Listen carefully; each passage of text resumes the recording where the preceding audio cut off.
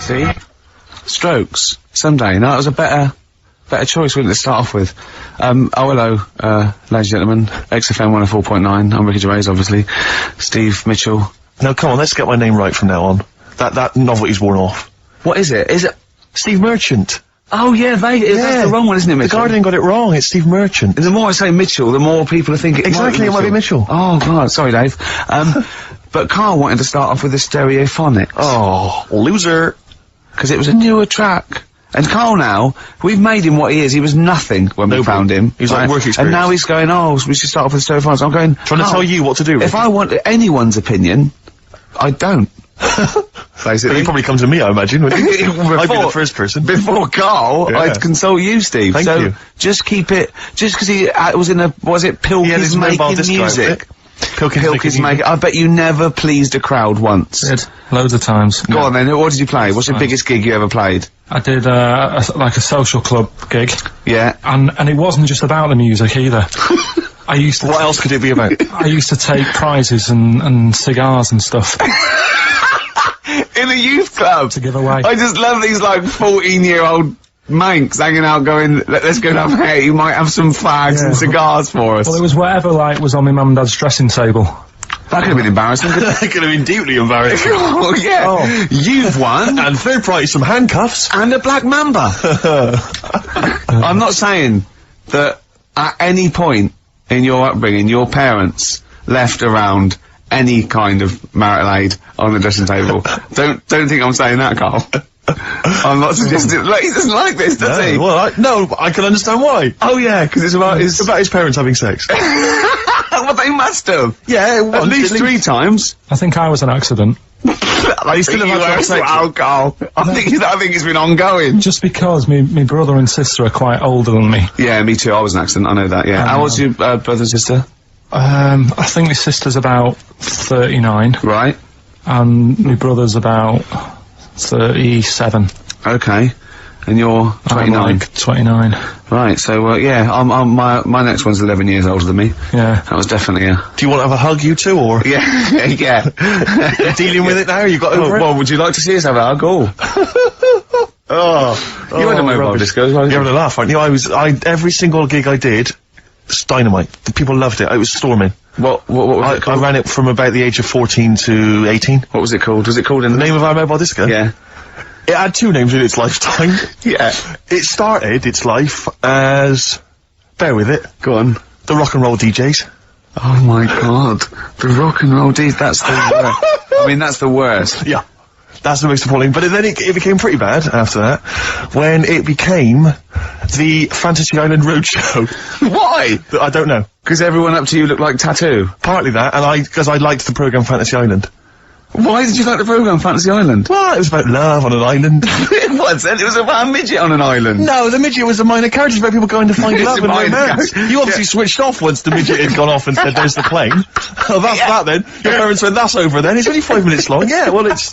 What's that fantasy midget? Yeah. What happened then? Because didn't they acted out their fantasies on an island? Well, people would pay to go to the island, to live out their own romantic fantasies, and invariably that's what was it always romantic? It was always about getting off. It was a kind of love island, yeah. Was it? Well, no, not always. Sometimes they might be... Maybe I didn't watch the whole one. Maybe I did just see him, like, smacking a little tattoo round the head. I think you just saw the trailer.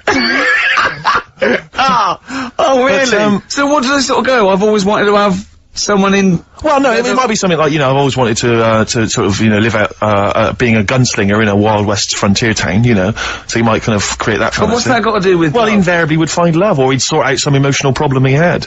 It was much more a spiritual, emotional journey than it was about little midgets running around. But was it like, I'd like to be a cowboy, and, like Remember the Shag? Yeah, it was like Jim will fix it. Like those letters you wrote to Jim will fix it. I'd like to be 5-star, and if something happens, so be it.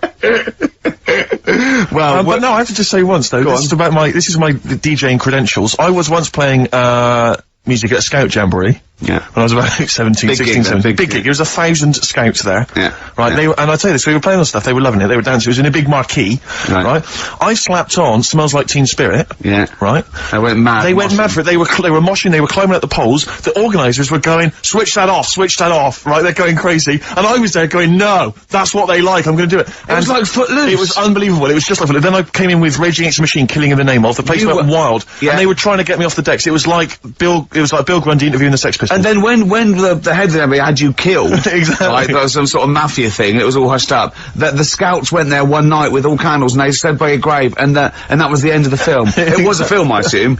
No, this genuinely happened. I assume this didn't really happen. Yes, it did. I swear to God, I was playing Smells Like Teen Spirit, and it went wild, and the organisers were going, switch that off, they're going crazy, and I was going, no, it's what they want. Could I say something? It was brilliant. That, to me, I've known you for about 4 years, and I've heard all those things. That must be the highlight of your life. Unbelievably so, yeah. You've never had anything that good or exciting since, have you? One day I hope to sleep with a lady, and hopefully it'll slide into second place. Rock the Casbah. I love the fact you had at least 3 minutes to get that right. I know. Prepare and get that right. I know, but my mouth was full of Maryland cookies. Yeah. You know, last week, this would blow your mind. He came in, do you know what he'd bought? For himself, about 10 penguins. Who buys penguins still? No. Or wagon wheels. Oh, I've never liked wagon wheels. You've not been a fan? No, but I was sorry about that. It's the Clash and Rock the Casbah. Talking about records, have I told you that time my brother-in-law, he was moving out of his place, and I think moving in with my sister, and I was about like, I don't know, 13, and so he was about, 30, and I moved in, and he brought round all, his records when he was storage to leave them at our house. Right, and he had all these old sort of records, 50s and 60s records, no, I was right, and they, put them upstairs, and I was looking through them, and, it's just all like Elvis stuff and Beatles stuff, and there was a mate of mine who loved Elvis, okay, and he had, loads of chemicals, he had loads of chemicals, and I was into chemistry, and, he said, let's swap me some chemicals for them, so I sort of nicked about 5 Elvis singles, and I got all these chemicals, and then, just guilt. What sort of chemicals? Just things like, you know, just things like from a chemistry set, just, you know, crystals and metals and manganese, all that sort of stuff that I just like to muck around with. And then the guilt just hit me. I just thought, well, he's gonna notice that. And one night, I just came downstairs and I confessed to my mum, and she went, alright, well, I won't tell him, but you've got to be good. And it's sort of like I was just really, really good for a year. And then have I told you this? And No, you haven't. You've just reminded me of something. And then I remember, when I was about 18, my brother was talking about it, and he said, did you ever, play those records I left for you? Brilliant. He told my mum, he said, these are for Ricky. She just didn't tell me. She was sharp, wasn't she? She used opportunism there. Oh, that's genius. And, that was it. That's why I was good. But you've never stolen anything since, have you? No, I don't. Except that spate of shoplifting after that to teach your mum a lesson. yeah. Well, I went round, and arson. No, I did. I just couldn't believe it. It was terrible. I remember, I think all kids go through a phase of shoplifting. Well, and when I was going through it, I used to just little things, just like magic markers and, magazines, Mars bars, that sort of thing. Yeah. And cigars and dildos. And one day, right? Same thing. My mate, Anthony, his mum called up my mum and said, I've got to meet up with you. I've got to have a word with you. And, she said, what about? She said, I don't want to talk about it over the phone. So she goes, oh, right. Well, yeah, come round tonight then. So anyway, my mum sees me, she don't want to be in an awkward position and, like, be a bit embarrassed and what have you. So she sees me and she goes, right, Anthony's mum's coming round. What have you been doing? Yeah. So I go, oh, God. I said, I've been nicking stuff. So she goes, like, what? So, not big stuff. I've had a few calculators and, Mars bars and stuff. How many? I'll just work it out, hold on. Works out at 7.2 per day. So, how many calculators do you need? So it was when that phase. You failed maths, didn't you? Everyone wanted a calculator. It was like a trendy thing, wasn't it? Right. Oh, yeah. In Manchester a couple of years ago, yeah. So, anyway, so I told her all this and I confessed to, like... Computers will make it there one day. I confessed to... There's magic in the back of battery. Go on. Confessed to nicking all this stuff. She comes round, she only wanted to borrow some money. Brilliant. She said, "Oh, I don't like asking. I was a bit embarrassed to ask you over the phone, but can I borrow 20 quid?" Oh, that's fantastic. And there's me. That's great. And it's similar sort of thing to yours. And did you... And he went, hold on, Mum, let's just work out the interest on that. I bank 10%. She'll owe you £4.40. So your mum was a loan shark. yeah. And did she mention went, that you did stuff with that other? Because what I'm saying is, presumably you got your mate in trouble. No. Right, you didn't. No. She went, no worries, I'll just go and get my purse. It's on the dressing table. Exactly. Yeah. Carl, do you want a cigar? what are the things you used to give away at your disco then that you'd find on the dressing table? You used to go into your parents' room and go, what can I give away tonight? It was stuff like cigars. Yeah. I'd like cigars. Yeah. I had a pair of tights. What do you mean? Unopened. You know, you get them in like a long... Who did you give that to? Just whoever did the prize. It was stuff like, you know, we did like a little raffle. Just imagine Carl going there just for a pair Who's of going joyriding this Pretty week? Polly, sheer. Exactly. Yeah, who's doing a bank job this week? Exactly, that's what it was used for, yeah. Just little bits of, you know, unopened makeup, just stuff like that. And did their parents not notice? Well, no, because it's stuff that you're not that bothered about. If a telly went missing, they'd notice it. They would, wouldn't they? They'd be staring at a wall for 3 days. But a pair of tights and a cigar and that, got away with it. Yeah. But it's funny as well, because like you had 2 names. I just like remembered. I started off as Dazzling Darren's Disco, just because the first lights I could afford belonged to someone who had their name put in lights. Right. So I went along with that You had name to for a bit. pretend you were called Darren. That's lovely. That's great. Is it worth it? Brilliant. And then it went on to Pilkins making music. Yeah. Jeez. That's great. Anyway, should we have some more music? 'Cause, Yeah, we've go been on. waiting for What hours. are you going to play, Carl? We've got the Cooper Temple Claws Oh, lined up. brilliant.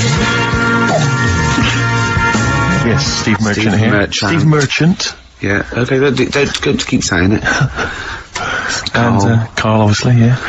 Now, Stop fiddling, Carl. We've been digging around in Carl's office, haven't we? As ever, Rick, He's a little bit nervous about this, well, but he doesn't need to be. I don't think he is, You just need to trust us, Carl. Just trust us. Trust us with the music, trust us with the speech output, trust us with That's easy for me to say. Yeah. but I'm conscious, Rick, that sometimes perhaps we're a little ill-prepared on the show, and I just wanted to make sure that we were sort of keeping ourselves abreast of developments, changes at the station, policy. You said breast. Thanks.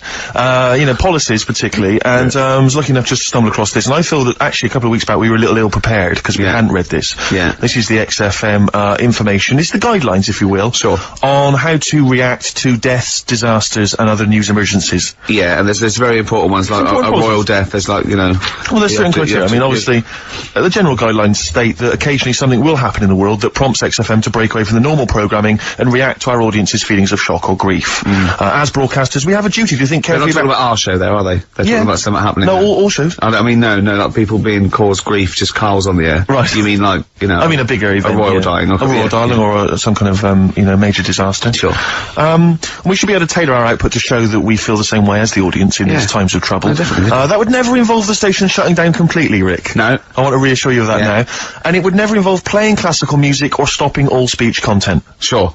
Because they put that in there because a lot of stations, that's exactly what they do. Exactly. But XFM have deemed it that we don't have to go completely down the line there. We have to do it in our own little way. People need company at times like this. Yeah. And should be able to look to us for both factual information and emotional reaction. Sure. We simply have to change our tone and our playlist to show that we're all feeling the same thing. Right. Be it, oh my god, I can't believe this is happening, or, well, it's pretty sad, but she was 101 after all. And that's actually in that That's document, what it actually says in the general guidelines. That's as they are stated. If you should hear about the death of a major royal, this is information that... You're actually reading this, by the way, Yeah, aren't I'm you? reading this out. What you should do is say nothing about this on air under any circumstances. Drop all the ads and promos from your schedule. And if Chris Smith, the news guy, is in the building, get him in the studio immediately. Yeah. That's what it says, Carl. Yeah. If Smitty is, I don't care where he is, I don't care if he's on holiday. Let's phone him up now and tell him someone's died. To see how he would react. Get him down here. Get him down See how long it takes him to get down here. Where does Smitty live? Because I know where he lives. He lives in a cave and he slides down a pole. And he gets into a car. His butler is up there and he sorts things out. I suppose the approach there is that only Chris can deliver this tragic news. Yeah. If it was you or I... Yeah, it wouldn't have the same. Do you remember the XFM, as it first first started, it launched the day after, Princess Diana died. I know. Yeah. And I'd never done radio before. I was nervous enough, and it was launched, and it was, how... Because was it the first night? Because what I've forgotten, actually, until you mentioned that then, is of course you used to host your own phone-in show. I'd forgotten all about that. Yeah. Oh man, I gave that up after a week because it was just too stressful. I have never seen a man so petrified. I know. He spent all his time preventing people getting through on the phone lines. Yeah. He just wouldn't let people come on air. And for when I had to go on air, right, my mates sort of like came over the first day, and they were mucking around, and I was having a drink with them where I was still working. I was going, I've got to go on air in a minute, and I was like drinking shandy or something because I was saying I didn't want to be drunk and everything. And I kept saying, don't swear. Telling my mates not to swear. They look at me like I was mental. I was going, don't swear, because I'll swear. I was terrified of two things. Just swearing, and operating the desk. I thought, I'm gonna, even if I get through operating the desk, I'm gonna swear. And it just, it was awful. Didn't you spill coffee over the machine and then go, oh shit, on your first link? I can't remember. But I know it wasn't a triumph. No, I started off with I was really like the music, and I started off with a classical piece by a bloke called Kuntz, who's a German composer. Brilliant. So I knew it was okay. You're then. off. I was off, yeah. And so how did it go then? Because I remember it was appalling. But Carl! He's a composer! Look it up! Yeah, I know he is. Right, 08700 800 1234. Yeah. If you know what the composer I'm talking... What? Yeah, we've done it now. Chill out, Carl. Come on. You know what people are like? What?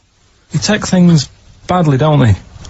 Like who? Like what? You just... It's like a bull to a red rag, whatever. Yeah, but the thing is that we say bad words and we get in trouble. But I was listening to Heart the other day, and they played Luther Vandross, and that song, was it Never Too Much, Never Too Much? Play it a bit. The lyric in this is disgusting. Woke up today, looked at your picture just to get me started. Hear that? Woke up today, looked at your picture just to get me started. That's filthy. Play it again. Woke up today, looked at your picture just to get me started. That is just depraved. filthy. What is he doing? Just saying like that. Imagine that. He's got a young girl's picture, and he's going, oh, thanks for that. And he phones up and goes, what did it say? You know that picture you gave me? She goes, yeah. He goes, well, I looked at it just to get me started. That poor young woman must... I imagine more that, like, she's sleeping, and he just sneaks in and he's got a Polaroid camera, she wakes up, he goes, what are you doing? She goes, well, what are you up to? He goes, no, I'm just taking a picture. Well, what? I'm gonna... We're with you tomorrow, will you? Yeah, you're going on holiday tomorrow, aren't you? Yeah, well, I need that. Just need something to get me started. What do you mean, get you started? Yeah, you know, in the morning. And then that's on Heart. Alright. 6.2.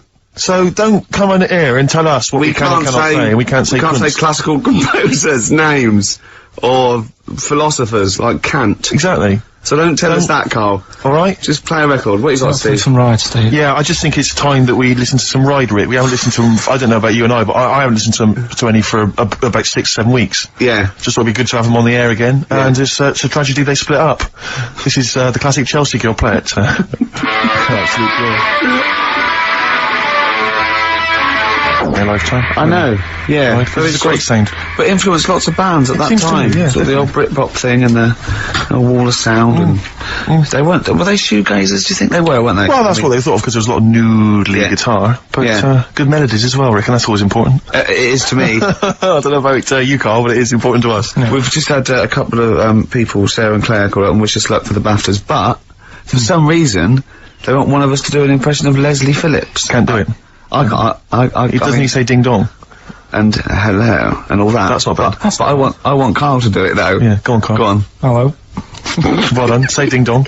Ding dong. Nice. Yeah. Do you do any other impressions? No. I don't think of any. Hello. Do that. Hello. Yeah. You look like a ventriloquist dummy. Hello. Brilliant. Oh, God. Do, my name is Bond, James Bond, as though it were Sean Connery. My name's Bond. James Bond. Do that, go on.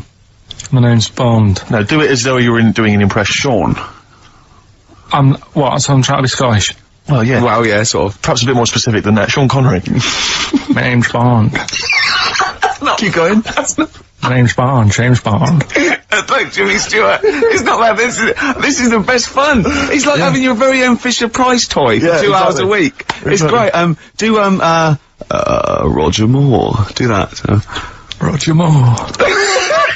Phyllis Pierce, Percy Sugden, I'm licensed to kill. Anyway, she just said... No, this is a great game. No, that's not we'll come back to this another time. Yeah, anything you want Carl to do. Carl's homework today was come up with those, you know those, lateral thinking things? Go on. Those stupid... Oh, I hate them. They're ridiculous, aren't they? A man went into a field and died, and you're meant to ask questions like, oh, was it... And it turns out his parachute didn't open. So it's basically, it's not logic, it's what am I thinking? Yeah. Well, there's that one where there's a man in... This is the worst I've ever heard. Yeah. A man is found dead lying in a phone box. Right, his wrists are cut, he's bled to death, and there's glass everywhere. Yeah. Right, and the phone's hanging off the hook, right? Yeah. What happened to him? I know this, yeah. Right, do you know what the answer is, Carl? It's ridiculous. He was a fisherman. Yeah. He was on the phone, someone asked him how big his fish was, he did that gesture like fishermen always do to say it was much bigger than it actually Put was. his arms out. His arms went through the glass, and he slashed his wrists, and he died. Why would you do that with someone on the phone? When they can't see how big you're actually saying? Well, that's one of the many problems with that, that conundrum. Yeah, not the point we were making, but again, good. I mean, you're there. That is good thinking. Yeah. Yeah. But, so what, you had to come up with some of these? I didn't know this was his challenge. Yeah. Have you come up with one? I came up with 3, and they're all belters. Are we gonna... Oh, listen. Oh, wow. If it's as good as your quote about happiness that we had to guess which was yours and which was the real ones, like faking it, I cannot wait. I'm looking forward to this. I mean, I literally can't wait. Should we do it now? Well, I'm tempted to save it, because I just want to mention to people, that, they should be very excited, because, it's gonna be Carl's special night tomorrow. You excited, Carl? Oh, yeah. Oh, this is, me and Steve, because we were nominated, we get a guest. For the BAFTA Awards. And it's, it doesn't say guest, it actually says, partner. So I'm taking, my partner. And, Steve's taking Carl. Yeah. But what Carl doesn't realise is, you will have to pretend you're his partner, otherwise you wouldn't be able we'll to have to hold hands when we go on the red carpet. is this really your partner? It's not just a guest. That's how it is, and either we go in like that, or we can't get in. You just have to be with him when you go up there. I mean, does he have to... We should hold hands, but I think what we should do is, just to make sure that there's nothing at all that, like, is gonna go wrong, we should just do a little kiss. Just like, or be seen sort of like cheek to cheek, just to show them that, you know, you're not, he's like not Elton John and David he's not just getting his mates in for a free meal, you are actually partners. No, I'm not for that. Why not? Well, because we know we're not actually gay. No, but so it's not a problem. You've come out of it looking quite good, because you've got a good-looking fella. But I'm meant to look like, you know, I mean, I'm not gay, but if I was, I don't think I'd go for your thing. Oh, he's done you, Steve! It's turned on you again! I cannot believe... We were trying to get in! Wait a minute. I have got the cream of London's totty phoning me up, trying to get an invite to the BAFTAs, right? We have very graciously asked you if you would like to come along. Well, that worries me even more. That you've got women calling you up. Carl, I can't choose between them. If I let one of them down, they're gonna destroy them. They'll be ruined, their lives will be ruined. It's better for me to take you and not, ruin the lives of any of those poor women. When he told them he was taking you, it was like a scene from Graceland. There was just like... There was weeping. They were crying, like... It was horrible. Hundreds of them. And really? He just went... I got upset. He just had to say, look, just chill out, bitches, didn't you? I did. I just said, you're all my hoes, but I can't choose between you. So I'm taking Carl. You know he could get you discount frocks. No, I had a letter from the people that there's no, listen, Carl, there's an organisation that sponsors the BAFTA Awards in terms of clothes and fashion. They've sent me a letter, they said your partner, they've not specified the sex, they've said your partner can come along and choose an outfit. Now, I suspect, by the look of it, it is a woman's outfitters. I'm thinking we could get you a lovely trouser suit. Well, it may look feminine, right, but I think people will be fooled. It'd just be a little bit roomy in the hip, and probably narrow on the shoulders, but you're a bit skinny. Why don't you take it? Because it's a lot of an insult. And maybe just some pearls as well. Be lovely. Wouldn't you? I haven't got anything sorted to wear yet. See, you're slagging me off. You're likely to end up going in a tracksuit. Yeah. I'm going out today. I've never bought a suit since I was like 11. Right. I went to my brother's wedding. That's the last time I wore a suit. Right. Really? And you can't get anywhere near it now, can you? Can't get into that. No. That was a good day. What was it? What sort of suit was it? It was like a sort of a grey silver one. Excellent. Quite flary. Nice. Well, try and go for something grey similar. silver one. I just think that with your little round head, what did that look like? That looks alright. Like he'd landed from the... just landed on it's it. like, who's They walk among us. I didn't really need to wear a suit either, because I hardly went into the church. I was in the car park, right? And it's when my brother was in the army, and he had a Ford Capri with one of them horns that goes... And you just sat there. Why didn't he come in his tank? I just sat in that, doing that all day, and the vicar was getting well annoyed with me. What, when the service was on? Yeah. It was Brilliant. driving everyone up the wall. Were you just allowed to do what you wanted when you were growing up? Like Nelson Muntz from The Simpsons? Were you just allowed, didn't matter, was there any discipline? You didn't have teachers, you didn't know, why didn't someone come out and... I got a couple of good hidings off my dad a couple of times. What for? Just being mopey most of the time. If I had a strop on, he'd hate that. He could go out and burn something down or nick something, but don't wander around with your head down. well- Didn't he smack you for not liking a castle once? Yeah. No, what's that? What's that? Went to Carnarvon the other day, and I was bored. I was at that age when I just wanted to go in an arcade, and my dad was saying, come and see the castle, you know, there's history here, and I still don't like castles. It's one of them things that, again, just too far back to sort of even think about people living in them. Yeah. Do you know what I mean? So I was just like, look, it's a wreck, you know, knock it down, flatten the thing. Sure. And I was being really mopey. Isn't that great? And it's weird, because now, like, my mum and dad have retired and gone to Wales. Yeah. And now and again he texts me there, and every time we get to the point where he gave me a clout, he goes, "You're getting flashbacks, son." Yeah. Well, it's a sobering lesson for you. Yeah. You're not on the British Heritage Committee anymore, are you? This is the National Trust land. Tarmac it. The biggest car park in Britain, for Christ's sake. So look, you're looking forward to the awards, are you, tomorrow? You better say yes, because otherwise... No, it'll be alright. I mean, I've told a couple of people, and they got like, God, you're dead lucky. Yeah. But in a way... Oh, they're dead lucky. It's like Santa's coming, isn't it? It's, the way people talk to Carl, you're a lucky boy, aren't you? Going to the BAFTAs with Steve? It's just a posh raffle at the end of the day, though, isn't it? Do you know what I mean? In a sense. It's, you know, there's gonna be some... They give away some tights and Yeah, cigars. exactly, yeah. It's Chris Tower and goes, I went to my parents' house, I found these just lying around. Oh, but winners and losers, and, Yeah, but and what- food. Well, quite, yeah, but what is exciting, surely, is the razzmatazz and the brushing shoulders with the rich and famous. I'm not into that. You're not? No. I don't feel you're going to appreciate this like we thought It's you weird, because Suzanne said to me this morning, who would you like to meet there? Yeah. See anyone who, like, you know, you can get close to, and it's like, God, you know, I really admire your, you know, big fan of yours, whatever. And it's me and Steve, so you're here now. Well, you know... I really admire your big fanny. I didn't... What did you say? What did you say? You were... You know, if you're a big fan of it... Oh, right. Oh, right. Yeah. And, Sorry. there isn't anyone, really. Do you know what I mean? I like, you know, you two are alright. Thanks. Jonathan Ross, is he going?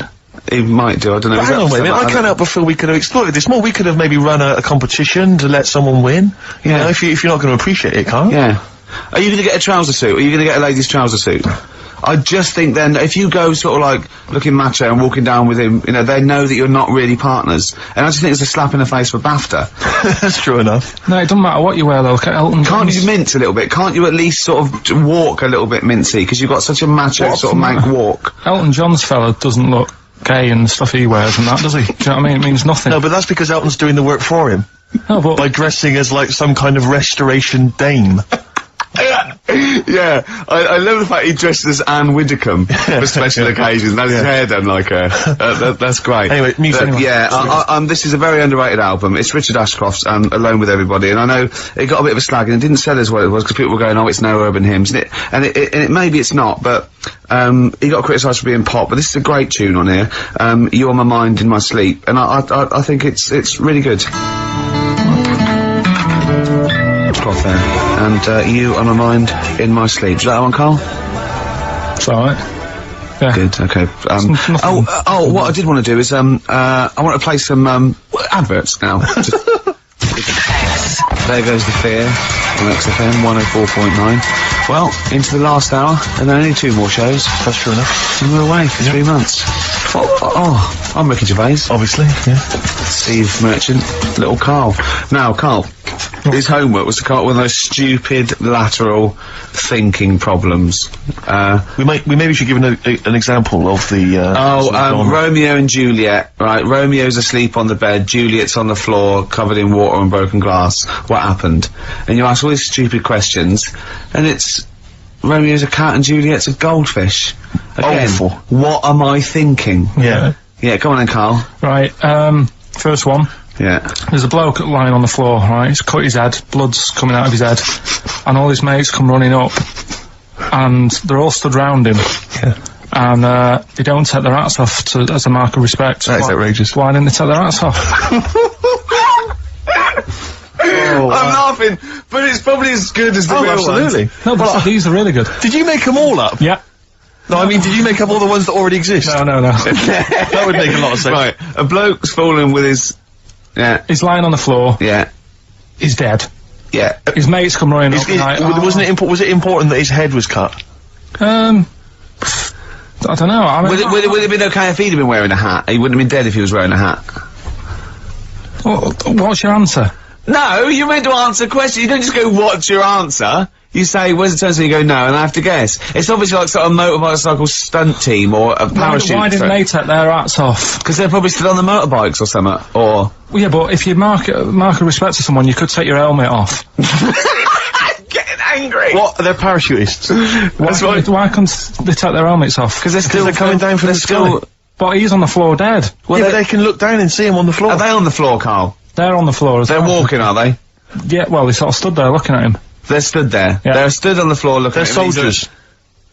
Why? But why? If Because it might be in a battle zone. They might have their helmets on, and he's been shot in the head. No. Well, that does work. You see, this is my point. That one works. That one works. Unless you've given us a piece of information where that doesn't work. What's the difference? Why is yours different to he's been shot in the head in the trenches, and they're looking at him and they keep their helmets on? I just don't think it matters as much. If they're in the trench, they're already guarded a little bit. So they could take their hats off. It's the best mate, for God's sake. Okay, who's dwelling on this? Are they normal hats? What kind of hats are they? The answer. No! Don't get ratty! What kind of hats are they? Baseball hats? If I told you what sort of hats they are, you'd have the answer. Well, no! Okay, I've got to guess what sort of a hat it is then, have I? Right. Is it a trilby? No. Is it a bowler? I know what it is. What? They're spacemen. No. Oh, that's a good one. That one works as well. This is my point. I like that one a lot. It works. He's fallen on the moon, and not that the moon happened, it was set up, wasn't it, in the studio, we know that, yeah. Okay, Carl, what's your answer? Builders on a building site. Why is that different to soldiers? Because bricks don't fall in wars. But bullets fly! Right, next one. No, let's play a record and we'll come back to it, Carl, while you think about what you've done. Oh, yeah.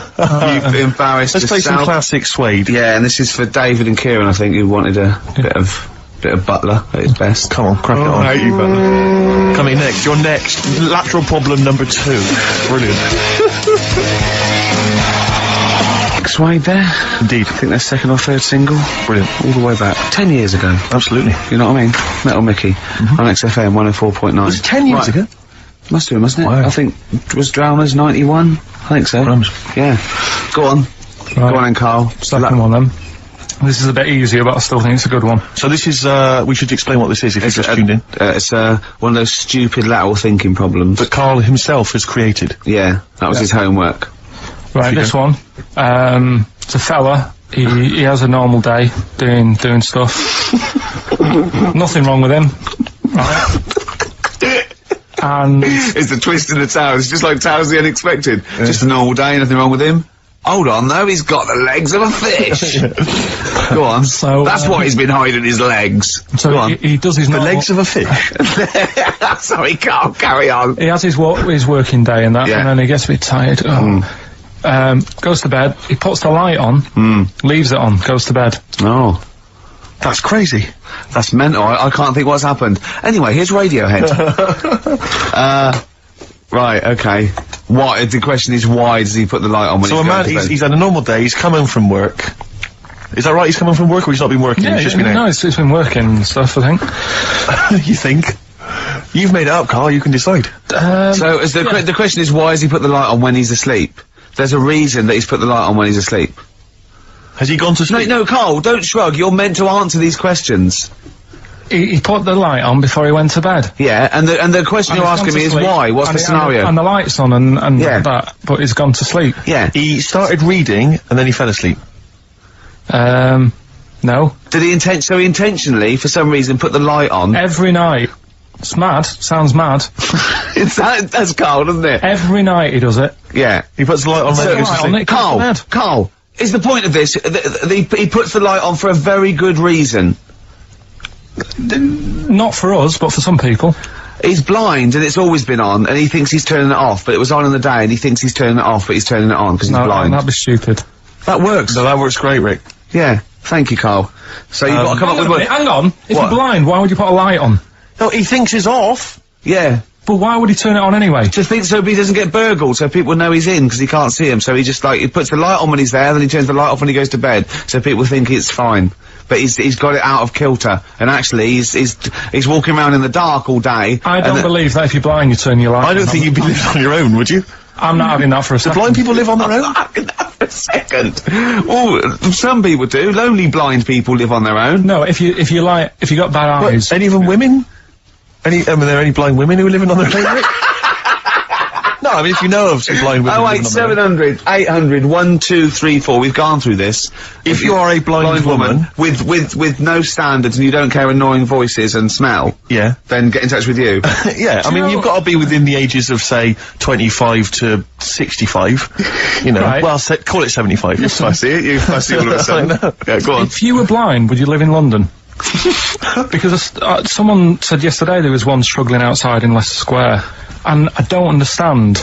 If you were, I mean, you know, That might have been a tourist. but why come to London if you're blind? It's the worst place in the world to come if you're blind. To hear the sights. To hear the sights. It's a bit mad, isn't it? Well, they have they do the same job. They have tourist needs like anyone else. Yeah. No, but it sort of stinks, and you go away going, oh, it's not that good. I just thought that, I thought it was a bit weird. Well, never mind your concern for the partially sighted or sight impaired people coming to London. Get on with this. Yeah. So there he is. Yeah. It's like, oh, a bit tired. Yeah. Just put the light on. Get to bed. Yeah. So he turns the light on and he goes to bed. Yeah. Oh. Should we play a track? He's not sleeping on the job. He's a lighthouse keeper. Well done. Is he a lighthouse That's not it, Carl. He's a lighthouse keeper. Right. Why wasn't the light on all the time? Because it's light in the day. You idiot. Play a record. What? Play a record. You're a buffoon. No, actually, the light isn't on in the day, is it? No, it's not. And Silver on XFM 104.9. I love the fact that Carl went a little bit mental then. So happy that he thinks that a lighthouse keeper pops the light on at the same time every... Are you telling me it was never foggy? Everyone has a routine in the job. And why was he going home from work knackered? What had he been doing all day? He never said he went home knackered. He did. He said he went home, he's just done a day's work, he said he went home knackered and puts the light on and goes to sleep. That's what he said. Yeah, but he's maybe a part-time lighthouse keeper. Oh, what does he do? Works in the library, does he, as well? No, listen, Rick, Hang on. look, I'm really with Carl here. What? He definitely got you. He stitched you I got up it right and proper. Anyway, I got it yeah, right. but then you embarrass yourself by He's saying that... stupid. But He's stupid. You would never put What's a your next lighthouse light on during the day. What's your next And one? he'd been painting it that day. Oh, had he? Extra shattered. Right, okay. The next one, last one this. Yeah. Lateral thinking. Lateral thinking. And you've written this yourself? You've had no help from anyone? No, I've come up with these on my own. Okay. Right, last one. Yeah. This bloke. There's always this bloke.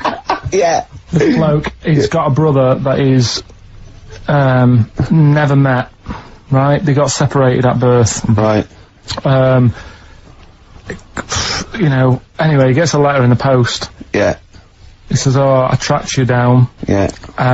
Meet me at the airport. Yeah. Okay. As soon as he gets to the airport, Yeah. he goes, there he is, and he goes walking over. How did he know that was his brother? He'd never seen a They were picture. twins. They look exactly the same. They were born the same day. No, Steve's got it. Yeah. That's what I mean. So he knew they were born the same day, so he knew they were twins, yeah. I didn't say they were born on the same day, did I? No. No, I'm just reiterating. They would be, though, if they looked Yeah. identical. Yeah. Sorry about that when we've got you there, Carl, mate. Yeah. You're quite upset about that. That was 1 out of 3, though. That's What about this then? Do you know that when, two brothers, born on the same day, of the same mother and the same father, but they weren't twins? Why? Say that one again.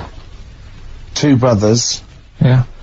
are born on the same day, of the same mother and father, but they weren't twins. Why not?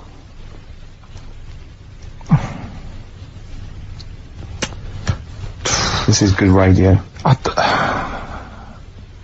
You see, the problem is I heard you saying to Steve, I'm going to do that one about the shark in the pool, so I'm trying to think. This has nothing to do with that one, though, is it? Clearly. Give him the answer, Rick. The answer is they were two of triplets. Right. They had another brother. So do you want to do the one about the shark in the Yeah, go swimming on. pool? Yeah. Okay. A bloke, just in his swimming trunks, walks into a swimming pool full of man-eating sharks. He walks around for a bit and slowly gets out the other side, and he's not bitten or anything. Why not? Because they'd already eaten. No, they're starving hungry. He walked through the water. Yeah. He wasn't like a bridge. No, he actually was in the water, soaking wet, the sharks. He had like a metal suit on. No, naked apart from swimming trunks. There were real sharks. Real sharks. Swimming about. They Swimming were sharks, starving. man-eating, hungry, They yeah. were really hungry. Yeah. This fella gets into the same pool. Yeah, It's the same pool. exactly. He walks right, he gets in the steps, Yeah. he walks down, he walks Yeah, across. yeah, He's in the water. Yeah. Up to his neck. yeah, And the sharks are near him. yeah, they're attacking him. They're attacking him. They're actually attacking him. But he still gets out, okay. Yeah, walks out the other side. And hasn't got a mark on him. I don't know. Go on, Rick, what's the answer? Yeah, I was lying about the sharks. There weren't any sharks I there. was lying about the sharks, completely lying, just made up. Just an empty pool. That's just stupid. That's our point! They're rubbish. Oh dear. Oh. Oh dear. Rubbish. His face! He's so offended. Oh! Offended and confused. Come on, play a song. No, go on then.